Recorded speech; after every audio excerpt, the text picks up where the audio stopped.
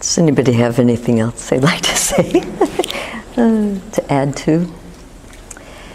I heard many things to speak to or to take in. I got a call just as I was pulling into the parking lot here from where I live in Washington, in a place called Trout Lake, Washington. And it's a very rural community. I live in a very beautiful place, and it froze. They had freezing temperatures, so the peaches got a little bit frozen, and they had a mass picking of all the peaches, and the apples and pears are going to be okay, and the tomatoes didn't make it so good. But it just shocked me. As I left there, it was smoke and fire, and it just seems so amazing to think that at Trout Lake it froze. It snowed in the mountain. So they had 5.5 feet of standing snow last winter, and you know, that didn't discourage me from moving there. I thank my roots, my Wisconsin roots, for that. So also, the beauty of nature can be completely almost overwhelming sometimes when you can take it in and just really hold it. And I wake up so many mornings and I think, how I'm so lucky I live here, you know. I felt like that when I was walking around on the grounds today. I spent 1 month in Amsterdam in April, and I had a whirlwind tour planned, you know, to do this and that and the other thing. And I went from Amsterdam about 30 miles. It was like almost 20 kilometers. I guess that's closer to 40, but outside of Amsterdam at a monastery, and it was a Catholic monastery, and it was Easter. So it was their high holiday. You guys know about this probably more than I do. But I got blessed by the bishop twice, and I went to 19 different masses. And I could just relax because I wasn't called upon to prepare or do anything. And the Netherlands are all at sea level. Actually, they're below sea level, and it's reclaimed land from the sea. So it's just, you know, the sea air, and within 10 minutes I could be at the sea. And they gave me a bicycle so I could ride to see all different places on the sea, and was tulips everywhere. It was just ridiculous. But I just decided to cancel all the other things and just stay where I was. And sometimes that's just what you need to do. You know, we make plans, and to be flexible enough to know what you need to do and to have the time to do it. That doesn't happen very often.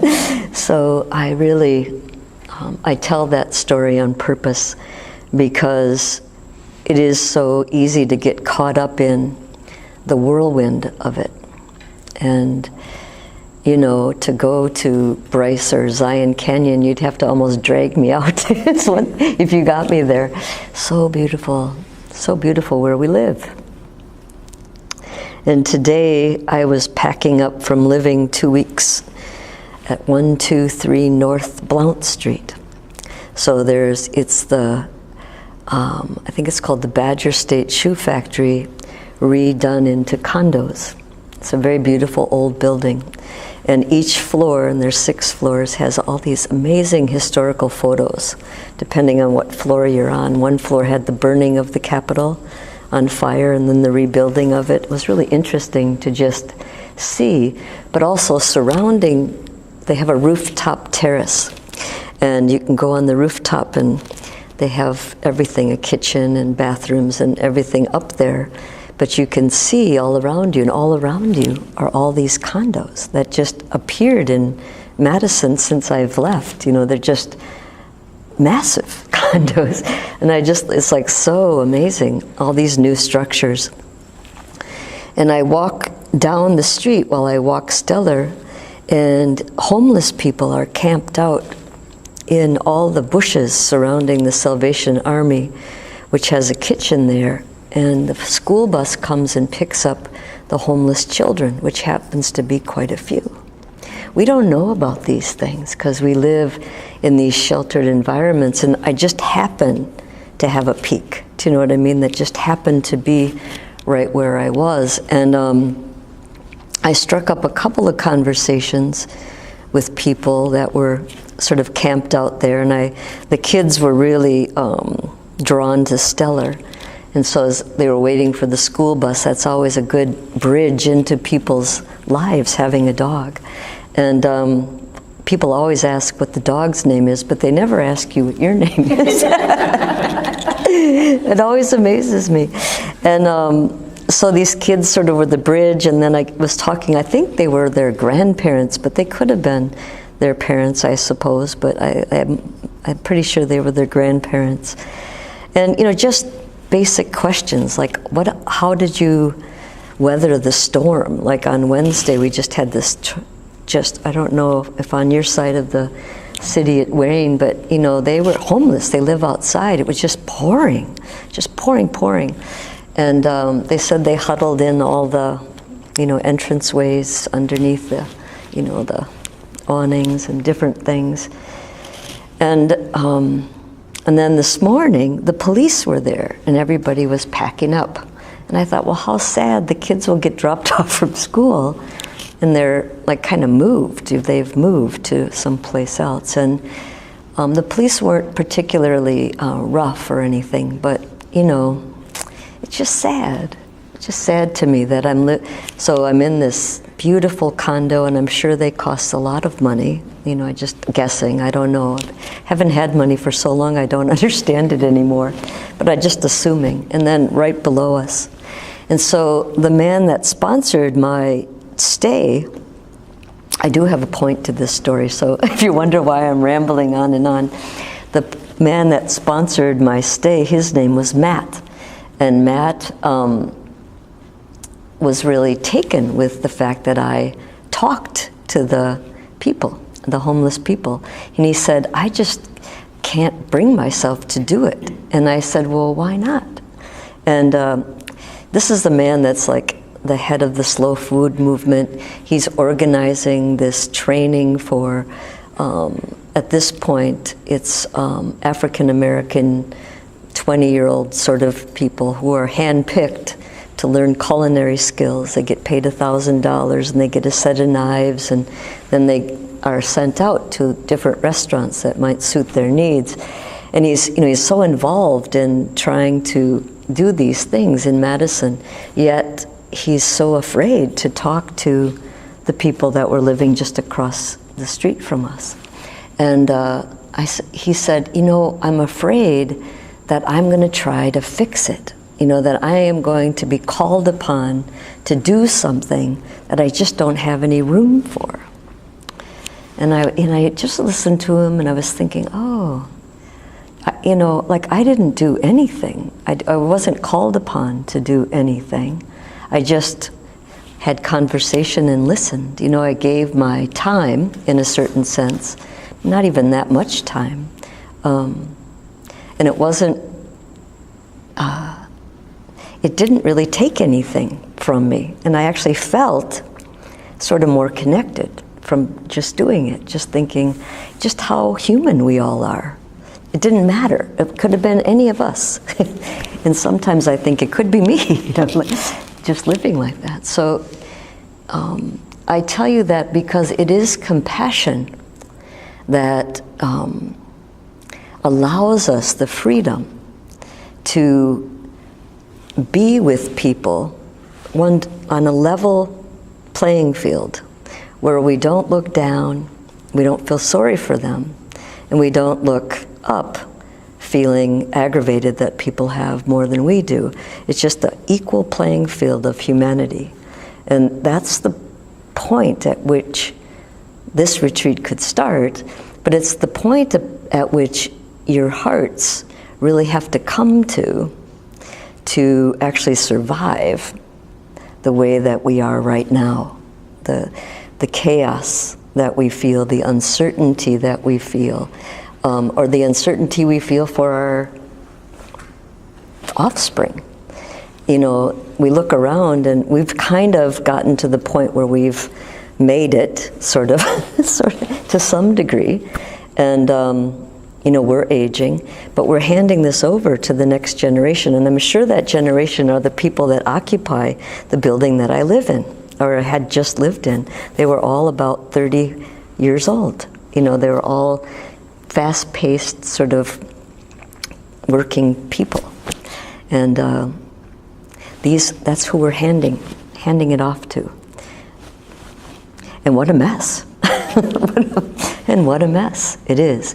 So they had predictions 2,500 years ago. It's sort of interesting to read them. And the predictions, I'm going to read them, but the predictions predicted degenerate times. Times when we had overabundance of material possessions, or disproportionate, you know, disparaging times where there wasn't enough food, famine, plague, disease, war. And so we are in degenerate times. And the interesting thing about the predictions were in degenerate times. The grace of the faith that we have, whether we're Catholic or Buddhist or Muslim or whatever we are, the grace of that faith, the ability to ground in our own self and stand totally grounded and at peace, stable for other people, is predicted to be very strong at these times. So here you are choosing to be here on a weekend where you could do a variety of a million different things, but you're here for a reason to sort of collect yourself, to be that stable taproot, to be your best you that you can possibly be at this given moment in time. And it changes each moment in time. And I just want to applaud, this is applause, your wanting to do that. That's engaging. That's an engaged, active person. So we think sometimes activists are, you know, just out there on the street or in marches.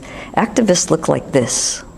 Activists look like people just like you and I, who are gathering our taproot of faith, the grace of our faith, the very nibs of it that hold us, where we don't have to question. We know that basic humanity, that goodness. We want to be kind. We want to be loving. We want to be compassionate. And we want to be wise with all that. It's not like we think about it. That's just who we are. And that's the group I want to speak to. So you might think you're in different places with that, but I think you'll come to it pretty easily, just because of who you are and how you mix together like this. And I want this to be very regenerative, rejuvenating. I asked you to bring pillows and blankets because we're going to end with deep relaxation tonight and tomorrow night.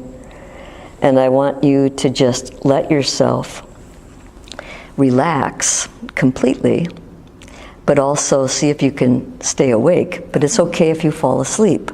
It's the kind of relaxing where you stay aware but relaxed. And you kind of go in and out usually, especially at the end of the day. And that's really exciting, just to offer that to you and encourage you to relax completely for about 20 minutes, right? See what happens. So I wanted you to be warm, and I wanted you to have support, and we'll figure it out. And there's plenty of room. Yeah? Do you want to hear the prediction? We're not going to do it right this second, but... Okay, you're running out? Okay, good. We'll wait, because it takes me a minute. Yeah, you can stand up, you can move around. There's no rules here. This is your retreat. And you just invited me along, and I'm lucky. Oh, goodness. Yeah, where are you going, friend? Okay. Yeah, give her a kiss.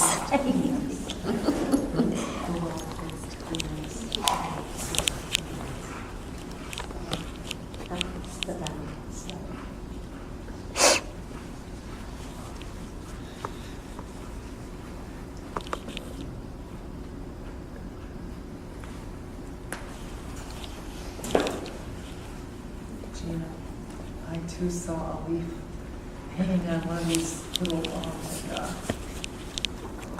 cob, a spider web just hanging there and just spinning, and the light was hitting it. And it was like a send-off for the retreat. It was like, Oh, propeller. Oh, still. Okay.